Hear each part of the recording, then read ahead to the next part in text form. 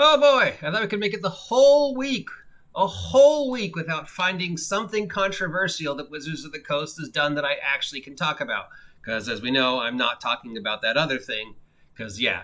But Jeremey Crawford has once again reared his little head and made a media briefing earlier this week. And it's only now, I guess, becoming general knowledge that they have announced which novels and non-5E lore that are officially not canon.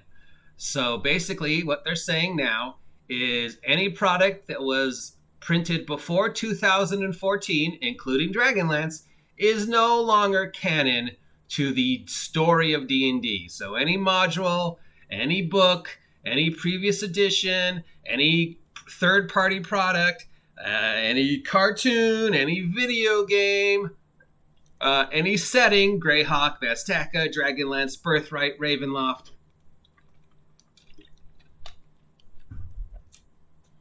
anything that came out before 2014 is no longer canon to D&D lore. So basically, if it's the same thing, it's very Disney, Marvel, Star Wars kind of thing, you know. If it didn't happen in 5th edition, it didn't happen. So if there is some beloved product of yours that you're a huge fan of that was released before 2014, like say Dragonlance, it's not canon anymore. Never happened, didn't exist, forget it, you don't own that, you never read it, it doesn't exist, it's not canon. I know I'm being sarcastic and facetious, and this will probably get him in trouble. It is very ironic and perhaps hypocritical then that they are, of course, releasing a whole bunch of product that has those non-canon characters and things in it, like Ravenloft. And, of course, we now know that in the Witchfire, Wildfire, Feywild book, whatever it's called, there is a bunch of characters from the 1980s and product lines that are now no longer canon reappearing. And, of course, now we know Mordenkainen's in the Forgotten Realms, because I guess Greyhawk isn't canon for D&D anymore. So I guess going forward from now to 6th edition is canon, which means they can take stuff from the past, bring it to the present, put it in a module or a book like the Feywild thing, i.e. Warduke, and make it new canon by whatever the new rules of the week Wizards of the Coast Hasbro is following. This is probably going to upset a lot of people who like older product, or maybe nobody cares. Because, you know, there's a whole bunch of people who thinks D&D didn't exist before 5th edition. And that starts the whole old D&D versus new D&D versus, you know, what is and is not D&D. And is this really controversial or does anybody care? And or is it just, you know, why are they even making this a point? Other than to rub salt in wounds or say that if I didn't publish it, it doesn't count.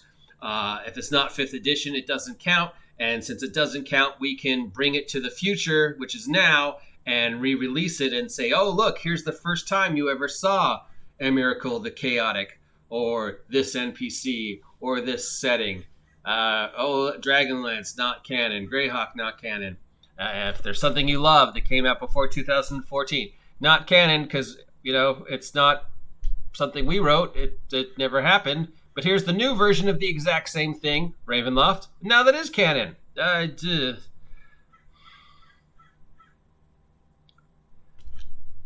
As usual, I hate to defend Wizards of the Coast, but sometimes I feel like I am defending Wizards of the Coast, and then I get in trouble for defending Wizards of the Coast.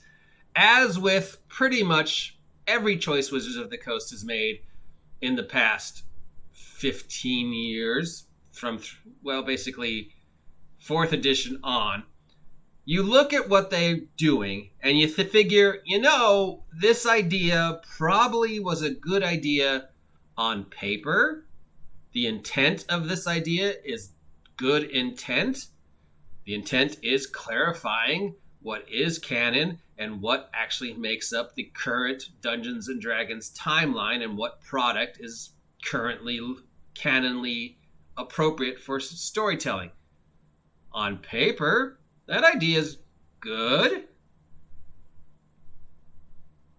But then, as with usual Wizards of the Coast, we go from the idea And then we go to how we implement that idea with this little thing. And then it's like, how could you take something so simple and turn it into such a disaster? It's the same thing you keep doing. It's fourth edition all over again. It's like you have these good ideas, but then you go about implementing them in the worst way possible.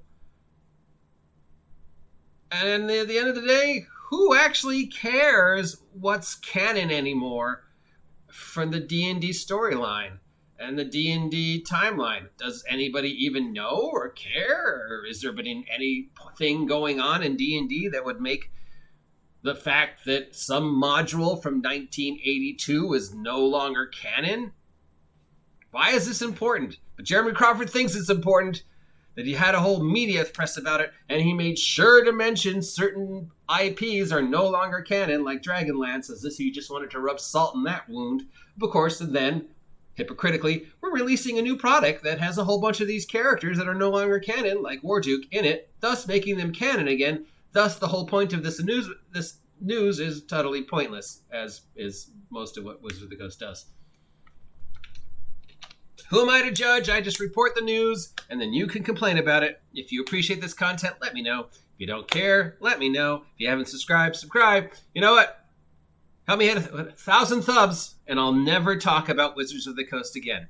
Once I see 1,000 subs, I will never talk about Wizards of the Coast again. How's that for a dare? Help me hit 1,000 subs by the end of the decade. I'll never talk about Wizards of the Coast again. Ooh, talk to you later. You're no longer canon.